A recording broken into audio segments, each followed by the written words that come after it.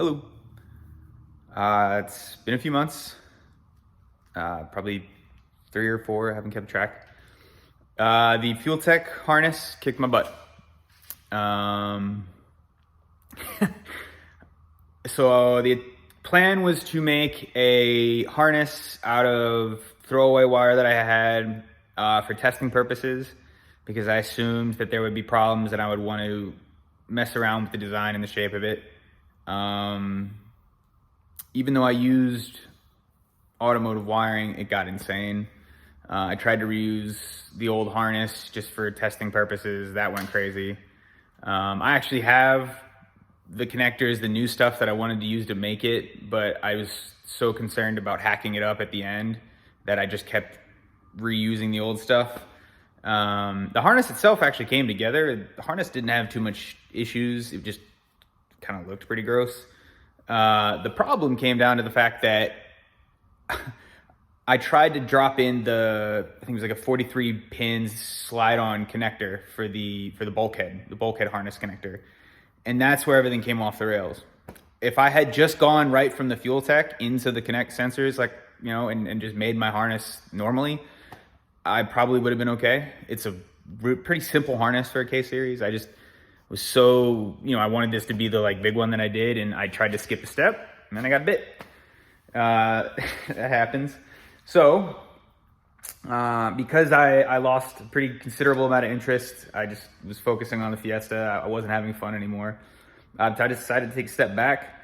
I'm going to do a stock harness on that runs to a standard Honda ECU K-Series. I'm using an automatic RSX ECU. From what I've learned, you typically can't run these standard because the vehicle speed is driven off of the transmission, which would be an auto, so that doesn't drive well with the ECU. But if you run K-Pro, which I'm eventually, I'm going to do, you can flying wire the pins. So you can drop a wire off of the daughter board that K-Pro gives you, and you can run it into the harness normally, and it can see the signal that way. So that's a quick and easy hack. The whole assembly, this is like $69 from eBay. It says it was made in America, and you can usually tell by the way they word things. It looks like an American ad. They look different than the Chinese ads.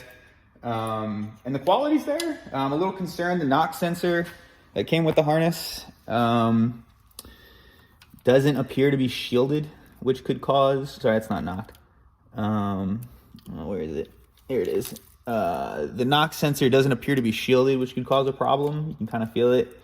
I'm probably going to turn the knock sensor off anyway, but it'd be nice to see if it works. So yeah, that's the plan. It sucks to take a step back, but you got to know when your number's up, I guess. The one thing I just wanted to touch on before is this little guy.